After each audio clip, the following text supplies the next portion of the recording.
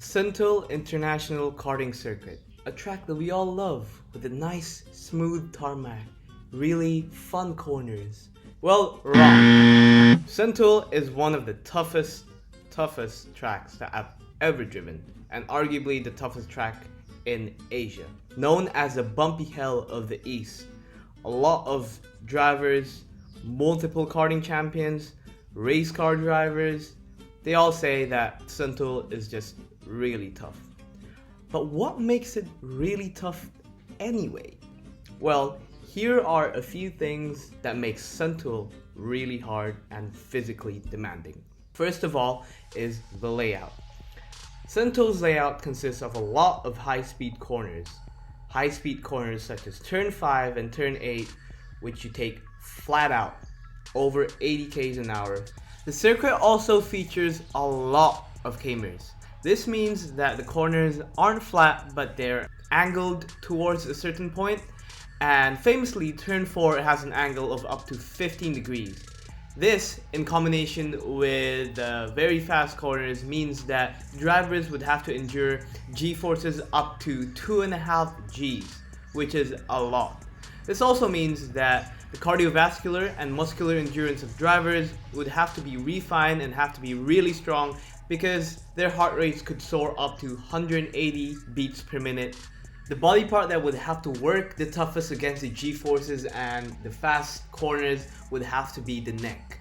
Because helmets aren't light, and believe me, 2.5 Gs, that would send your neck flying.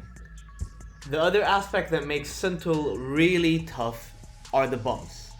If you look closely, or you don't need to look closely actually, if you look at one of my unstabilized video sample of Sentul, you can see it's just shaking from left, right, center. It is really that bumpy.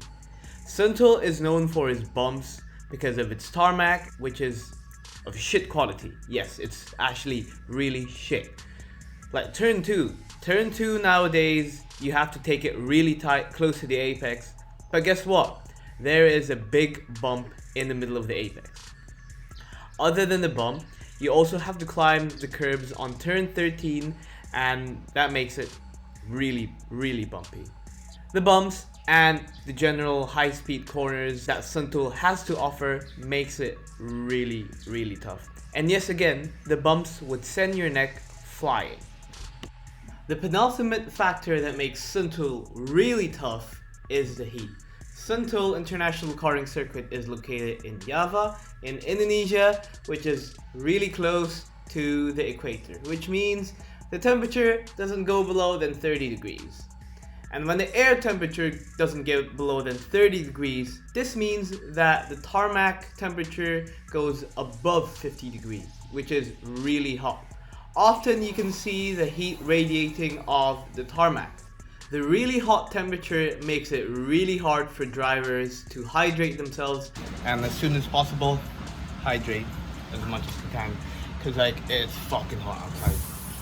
I found myself really hard to hydrate last week, and that's after proper hydration using the right supplements such as Enerfit. The heat also creates a psychological barrier for the drivers, as drivers would have to still focus even though it's really hot outside. And with the helmet, it doesn't make it easy. And then when you're following other drivers, it doesn't make it even easier. The heat surely makes it one of the characteristics of racing in Sentul, and what makes Sentul really hard for the physio and also mentally. But in all honesty, I love driving in Sentul because the track just offers such a big challenge that it's satisfying to just even drive for 20 laps. 20 laps doesn't sound a lot, but in Sentul, that is tough, and it's satisfying to get out of the car and knowing that you could do something which is completely hard. And the high-speed corners are really fun. But anyhow, I hope you guys enjoy it. It's quite a short video to explain why I've been doing a lot of physio outside on my bike. And yeah, hope you guys enjoy it, and I'll see you guys next time. Adios.